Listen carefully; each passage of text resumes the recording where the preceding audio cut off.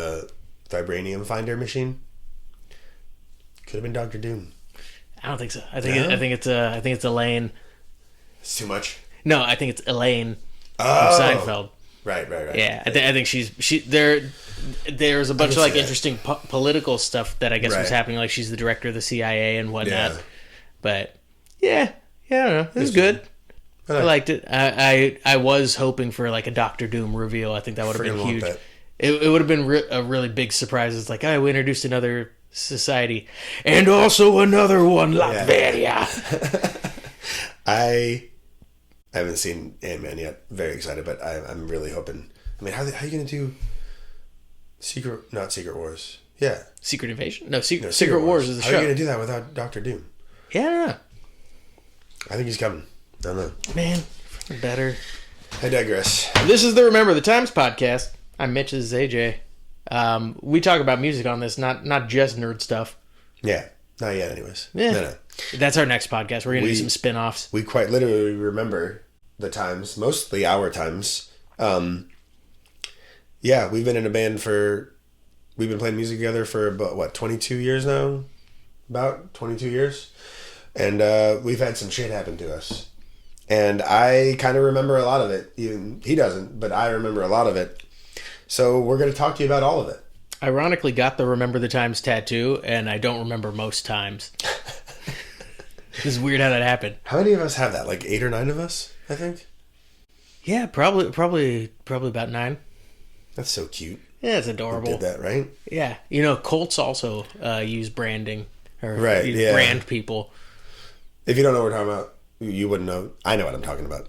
8 or 9 of our good friends from high school all got Remember the Times tattooed on us. That's why. It's because we were a bunch of bad boys. We were. Bad boys with nothing to lose. Absolutely. I was the pretty one. Oh my god, he thinks he's the pretty one. Gonna let you just sit in that. I just meant more that my hair was more fabulous and, my nails were and everything. Do you remember your hair in high school? Huh? You remember your hair in high school? Once my dad stopped making me cut it. Your hair in high school was I guess that was afterwards, wasn't it? Yeah. It was like an angry bush. I found things in there. Oh, dear. Well, if I had just gotten better grades, my dad wouldn't have made me cut my hair, but that wasn't happening. Maybe he would have bought you a straightener. We're going to get to this in a couple episodes. Don't you worry. That's happening. Some stuff is happening. But we are starting 2003 here. We're on episode 7. So we've been talking from 99 to 2002 so far. The players in this episode is me on guitar, mainly guitar. Mitch, mainly on vocals. No, mainly on bass. At this point, I was still primarily a bass player who would slip in and sing every now and then. Our good buddy, James Grant, on mostly vocals. And my younger brother, Chris, on about, 99% drums, I would say. Usually, very rarely anything else. But, anyways, so the beginning of 2003, we had coming fresh off our first recording ever. And we started off the year with trying out for some talent shows and Battle of the Bands. Now, I know this is going to get a little dicey here for everyone, including you, on what you consider a performance and such. Okay. But you're in charge of figuring out what the episodes are about, so I default to you. Well, I mean, it's like, do what you consider a show or not. Is a tryout a perforance? Or is it just a tryout? We did the Hometown Fair tryouts as an episode. I feel like it is because it's like, of like the work that went into it. It wasn't like just like, again, like we had to practice, we rehearsed, we had to carry our shit there. Exactly. Like it's still a whole thing. And same with these, especially since we played so little at the time. These were like things that we looked forward to, and we really like tried our best to sound not bad. So to me, that feels like a performance, anyways. Yeah, because it was pretty much. So we have 3 shows in this episode. The first one we tried out for. Chris went to Manhattan Beach Middle School for 7th and 8th grade, and I'm just going to assume that he got us the tryout because he's the only one who went there. We were all in high school at the time. Yeah, we shouldn't have been allowed. Yeah, even on the campus. I know this doesn't happen a lot, but I have really no memory of this. I know it happened. I just have like a very faint picture memory of us standing there. James could not make it down because he went to high school in LA. So we just 3-pieced it. You played bass and sang. And we didn't get in. We didn't make it. Apparently we weren't good enough for a middle school talent show. I choose to believe that the reason we didn't get in is because 2/3 of us were in high school. Yeah, that's fair. Okay. Like, yeah, you guys can't perform here because none of you go here. I think we ran over to the Manhattan Beach Teen Center after school one day and tried out. Yeah, we also weren't prepared for 3-piecing it. Yeah, for 3-piecing it or any sort of loops getting thrown at us like that. Yeah, but yeah, we didn't make it, so nothing happened. I don't remember anything about this. I just know we did it. Yeah, I very vaguely remember us doing it. What happened to you there? It must have been traumatic. I was really high, bro. Yeah, it was probably all the weed, dude. And then we followed that up with trying out for our high school's talent show. Yeah. And please tell me we got into that one. Well, we had to 3-piece it again. Mm-hmm. Mitch could not come down. No, sorry, James could not come down from LA. Yeah, I was like, I went to that high school. We did it. We tried out, if you remember, in the ASB room. Yeah. Which was room 40, I believe. Yeah, it was just a classroom that they used for the student body. So I'm just going to... Chris wasn't in high school yet, so I guess he ran over to Costa to do it. And me and you had to leave football practice for it, and we got a lot of shit for that. Yeah, coaches love those. They did not enjoy us trying to go be famous, getting in there. Yeah, it's not football. Yeah. And so we had to 3-piece it again. You sang and played bass. Off the top of my head, I remember us playing You Don't Understand, which we talked about in the last 2 episodes. An original song, and Keeping the Peace, which has not been recorded yet, but we were jamming it already, one of our originals. And we played those, and we got in. Keeping the Peace was sung by James normally, too. At the beginning, yeah. Yeah, it was. But so I think it must have been just easy enough for you to play. I just wanted to point out how flexible I can be and how like how clutch of a player I am for the team. Yeah, good job, dude. Yeah, it's pretty cool that we got denied entry to a middle school talent show. we were allowed to play the high school one. We made it. So probably had to run extra laps because it's like, you're supposed to be getting CTE right now. You're not supposed to be chasing your dreams. Yeah. But we'll talk about the fallout from the actual talent show next episode. But that was it. I just remember that we made it and we were stoked. I remember there was somebody, like, we knew people. It was a smallish high school, so we knew people who were judging us, and we were able to like talk to them afterwards, and it was kind of like pretty clear right away, like, oh yeah, you guys got it, nailed it, fuck yeah. And I remember there being like cute girls on the ASB, and I was like, baby. This is where it all starts. And we were in our football workout gear. Yeah, real good, as one does. Yeah. So we made it, and then the big time hit. We really got a great opportunity here. One of our good friends, I don't know why he did this. He emailed the Whiskey and asked if we could play. Yeah. And they said yes, and we couldn't believe it. Like, no way, we get to play the Whiskey. The Whisky-A-Go-Go of Hollywood, California. Famous.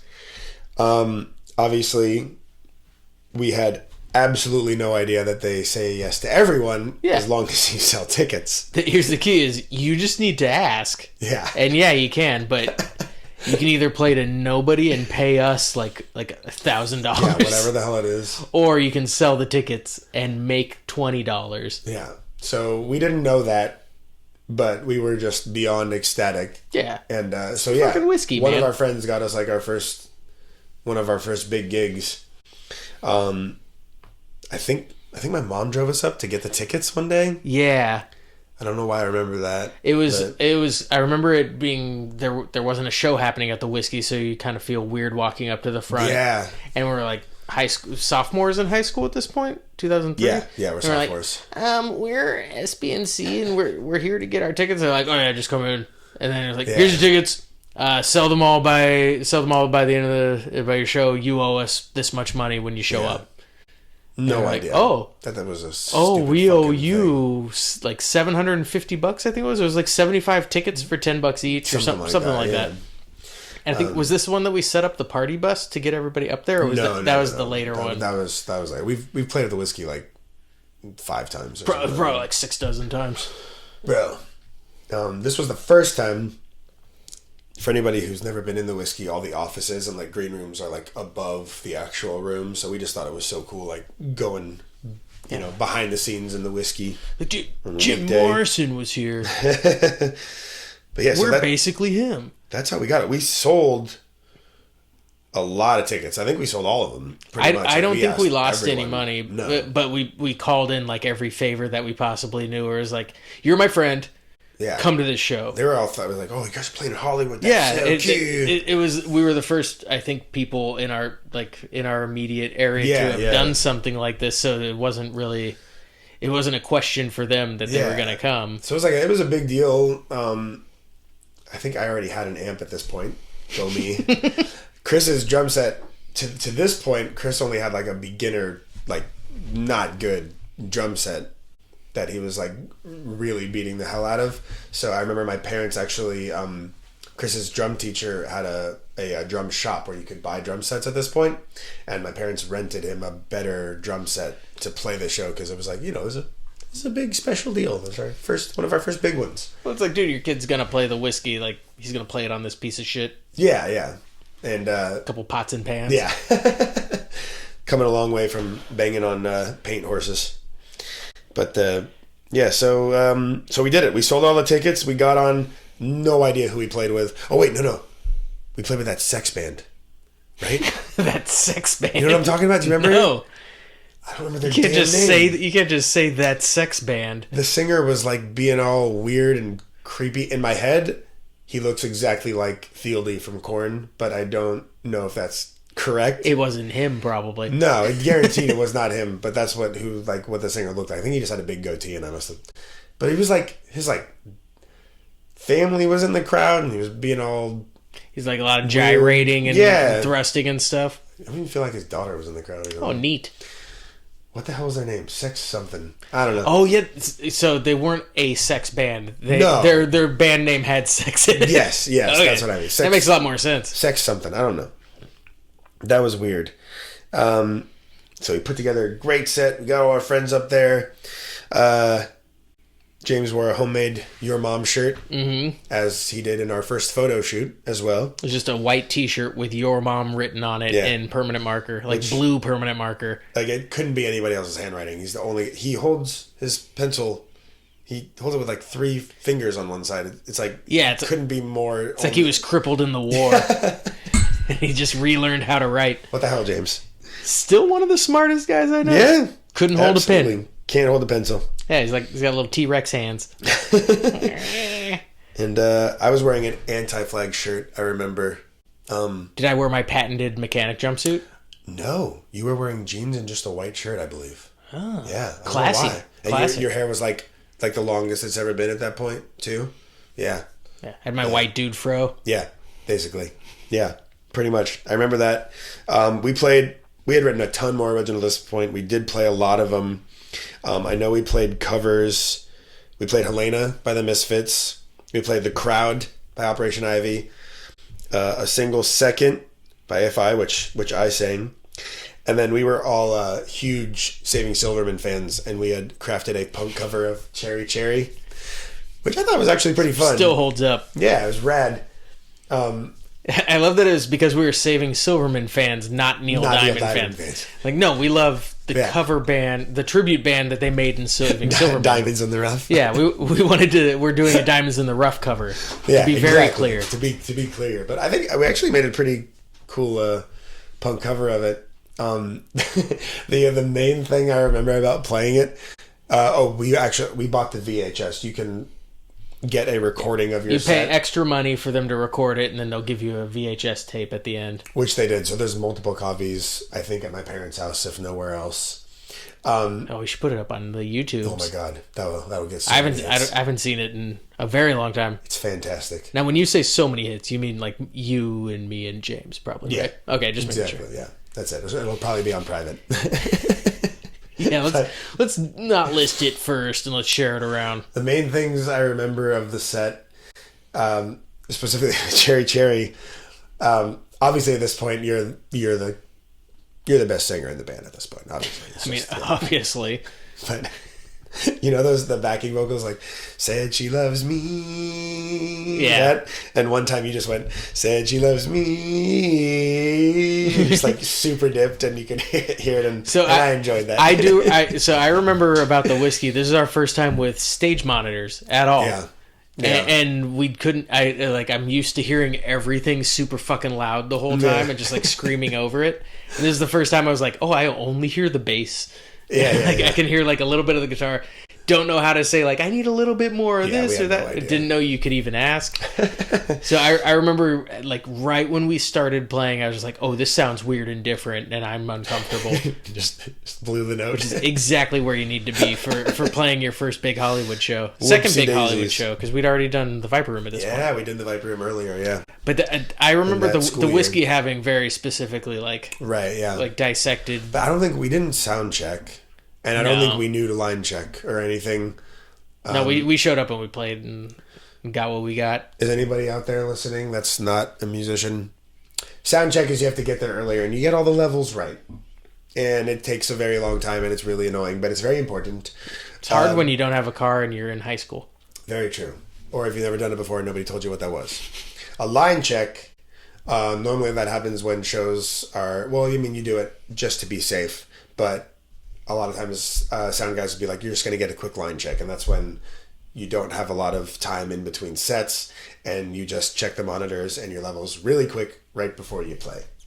I don't believe we did that for years. No. Or even knew that was a thing. It's when you're on stage in front of a bunch of people and you're just going, a little bit, but the people in the crowd can't hear what you're saying. Yeah. It's just coming straight through the monitor, so you're just standing there pointing up and pointing down and then giving like the okay sign. Like, yeah, it's fine.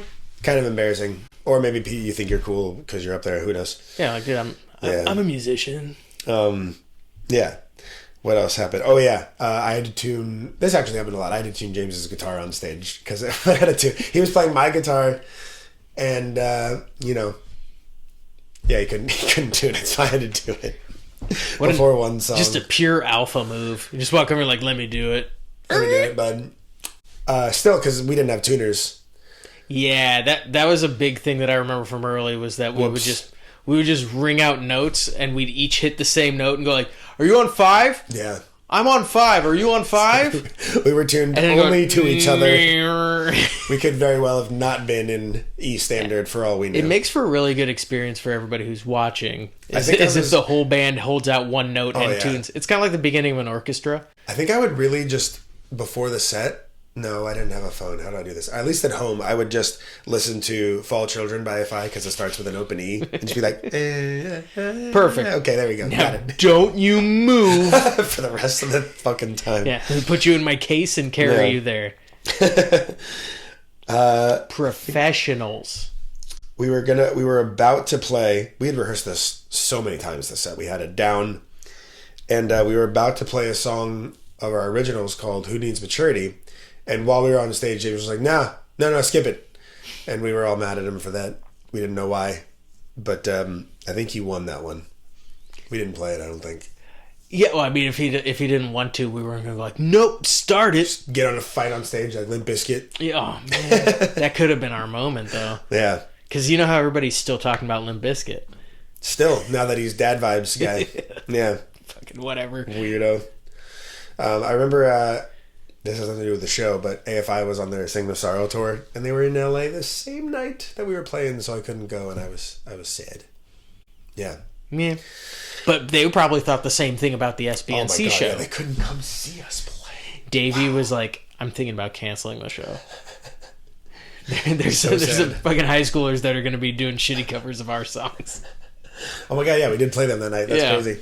I don't even know if we... I think we played it saying, like, AFI's played right down the street. Right down there. Yeah, that would make sense. We probably did that. Sad. Sad. One final note. So, I mean, I really thought the show went well. Like, just overall. I think we did a pretty good job. Like, our friends loved it, or it seemed like it. I mean, they had a good time. Maybe they're stoked to be in Hollywood at 14. But as I was writing these overviews, I realized that this was the second time that shortly after we played a show that my girlfriend saw us at, that she broke up with me. 2 different girls. So maybe we weren't so hot, or maybe it just wasn't me. Like, maybe I was bad. So this is what you're doing, huh? I'm gonna go talk to a guy who's good at math. How's your schoolwork? Yeah, yeah. Gonna go talk to somebody who's a little bit more sad. Let's say conventionally. Yeah. He's got a good future. Yeah, it was just a side note that came up on. Very sad. That's okay. I hope we got better since then. I mean, you had girlfriends at least. Well, I mean, if nothing else, I'm very smooth, as I'm sure you know. I got game for days. You're the quiet, cool guy from fucking the movie Airheads. Yeah, he's that guy. He's that guy. Like, it doesn't make any sense, but it just worked. Girls just lock on it. That has to be it, because I don't talk.